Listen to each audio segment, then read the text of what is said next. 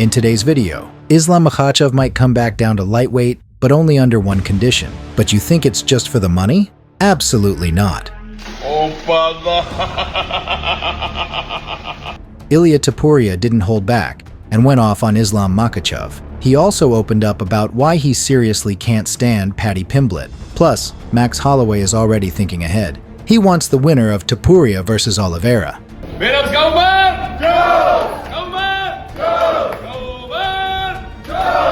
Dvalishvili, along with Nina Drama, is continuing his trip through Georgia. Merab also shows off his insane Caucasian cardio secret, and a lot more. So, hit the like button, subscribe, and let's get started. Ilia Topuria didn't hold back in a recent interview when talking about Islam Makhachev. As you remember, just a few weeks ago, Makhachev made it clear he has no plans to vacate his 155-pound title, even as he moves up to welterweight. Then suddenly, something changed. Makhachev reportedly changed his mind and agreed to let the title go. What happened behind the scenes? That part's a mystery. Topuria didn't hold back. He said Makhachev walks around like he owns this. Ilia also opened up about why he really wanted to fight Islam Makhachev in the first place. It wasn't personal, it was about legacy. Why did I want to fight Islam? The reason is pretty simple. It's the same reason I wanted to fight Volkanovski. Alex dominated his division and people called him the greatest. It's the same with Islam. He dominated everybody. That's why I wanted to test myself against him. So now the big question is, if both Makhachev and Topuria keep winning, could that long-awaited super fight between them still happen one day? And if yes, in what weight class? Could Makhachev really come back down to lightweight? PFL fighter Movlid Khaybulaev, who's also a longtime training partner of Islam Makhachev and trains at Khabib's gym, said Islam might return to lightweight, but only under one condition. Islam said he might come back to lightweight if there's someone interesting left for him, Movlid explained. Right now he feels like there's no more good opponents. That's why he moved up. He wants to test himself. He has enough experience to adjust to a new division without a problem. But if Topuria beats Oliveira and Makhachev is really looking for an exciting opponent, Topuria would definitely be the guy. That's the kind of fight most fans would love to see. Topuria also admitted that if he could choose a fight, he'd fight Paddy Pimblett because he hates him.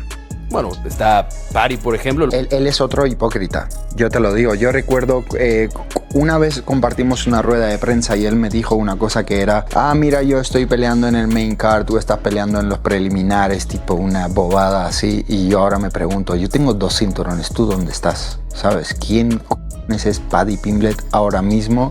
¿Y por qué se tendría que merecer ahora mismo pelear conmigo? La verdad que si pudiera yo elegir una pelea, pelearía con él porque cae fatal, la verdad. Cae como el culo. Y a mí me encantaría regalarle ese combate a todos los fanáticos porque desde hace mucho tiempo yo creo que dentro de la UFC no se ve una pelea de verdad. 2 personas que de verdad se quieren pegar. Y qué mejor que pegarse delante de todo el mundo y regalarles un espectáculo. Yo sé lo que va a pasar y no va a ser ningún bien para él. ¿Qué va a pasar? Lo que ha pasado con todos. Max Holloway is already thinking about what comes next after his upcoming fight with Dustin Poirier. He knows it's a big challenge, but if he gets a strong win, he's hoping it puts him back in the title picture and gives him a shot at the winner of Topuria versus Oliveira. I have an opportunity to be his retirement fight, and I know he's trying to ride into the sunset. He can go and do that, but it might be a little sad because I want to go out there and get my hand raised. You know, the message that I'm trying to send is that I'm still here. You know, I know this is Dustin's retirement fight, but his last fight was for a title. I still have title contentions in my mind, you know, and a couple weeks before us, there's a title fight at 155, and I got history of both men. So I go out there, I do my thing, I make a statement, I get a statement win. Who's to say your boy not fighting for 155 undisputed title at the end of the year? So first things first is Dustin Poirier. I am not looking over it.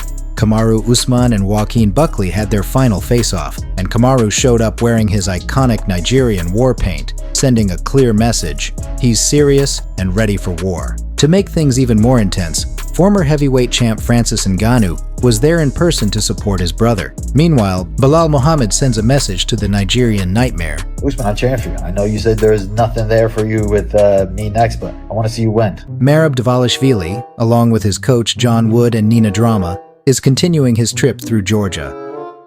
Coach, I want to give you some flowers. No, you give me. Oh, for me? Yes. Oh, thanks, Rob. Merab also showed Nina Drama how to drink wine the Georgian way by making a traditional toast and pouring it into a large horn. Best of luck, champ forever, best of all time. Champ forever. Georgia national treasure, honored for the rest of your life. ¡Menos go man! Go! Go man! Go! Go man! Go! Let's go.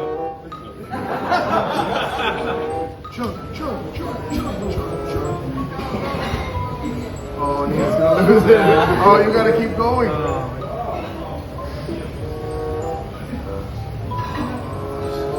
Round 2.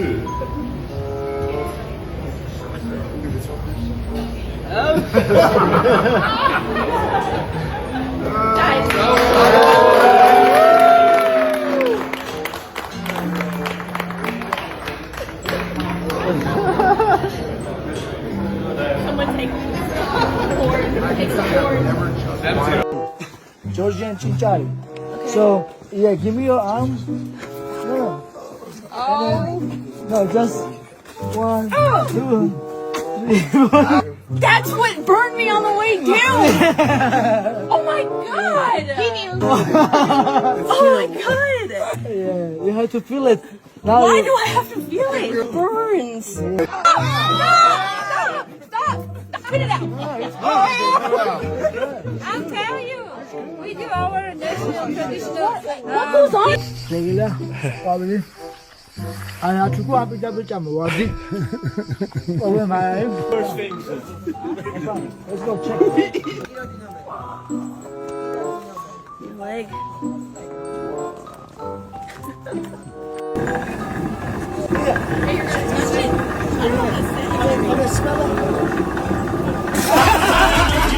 Merab also shows off his insane Caucasian cardio secret. Давай, давай.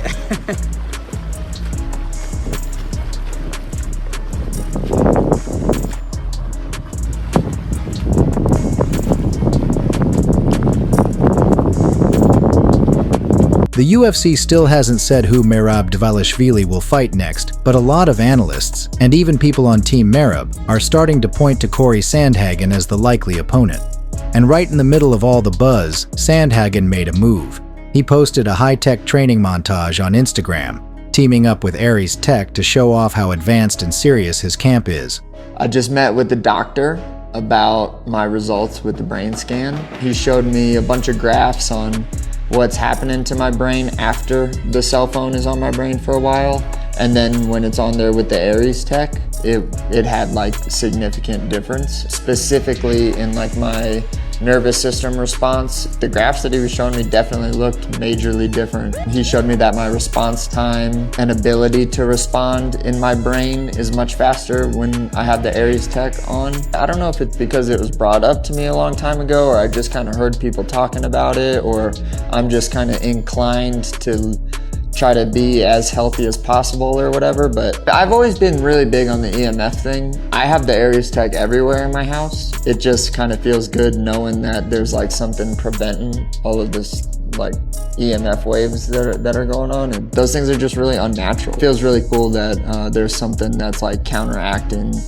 the modern day like stuff that we got going on. I definitely see it as a way to optimize my performance. I'm pumped to be able to take that information and like understand it and be confident in that it actually works. That's pretty sweet. That's all for today. If you enjoy our videos, don't forget to hit the like button and subscribe to the channel. We'd really appreciate it.